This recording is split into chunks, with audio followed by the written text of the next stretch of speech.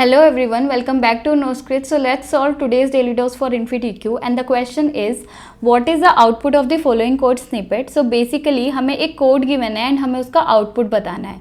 So first of all what I would suggest, please pause the video, try to solve the question by yourself and let me also know कि आपका क्या answer आ रहा है in the comment section, right? So first of all जब कभी भी हम output based questions की बात करते हैं तो हमें सबसे पहले अपनी main function के पास जाना चाहिए क्योंकि वही हमारा स्टार्ट ऑफ एग्जीक्यूशन है, मतलब वहीं से हमारा जो एग्जीक्यूशन है वो स्टार्ट होगा. So let's go to our main function and see कि वहाँ पे क्या हो रहा है. सो मेन फंक्शन के अंदर जो पहली लाइन लिखी है उसके अकॉर्डिंग क्या है कि एक ऑब्जेक्ट बना दो बिल क्लास का जिसका नाम होगा बिल ऑब्जेक्ट एंड उसके पास हम एक वैल्यू भेज रहे हैं आइटम प्राइस जो कि 10 है. So let's do it.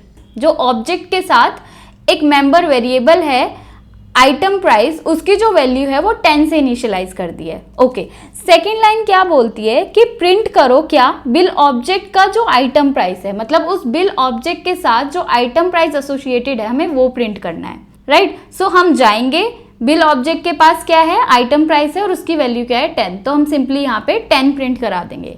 अब सेकेंड लाइन क्या कहती है, सेकेंड लाइन कहती है कि बिल ऑब्जेक्ट के थ्रू एक उसके डिस्प्ले फंक्शन को कॉल करो. सो नाउ जैसे ही ये लाइन एग्जीक्यूट होगी हम डिस्प्ले फंक्शन के पास जाएंगे. अब डिस्प्ले फंक्शन के अंदर क्या लिखा है वो देख लेते हैं. डिस्प्ले फंक्शन के अंदर लिखा है कि आइटम प्राइस एक वेरिएबल बनाओ और उसको 20 से इनिशियलाइज कर दो. तो हम एक आइटम प्राइस वेरिएबल बना लेते हैं एंड उसको हम 20 से इनिशियलाइज भी कर देते हैं.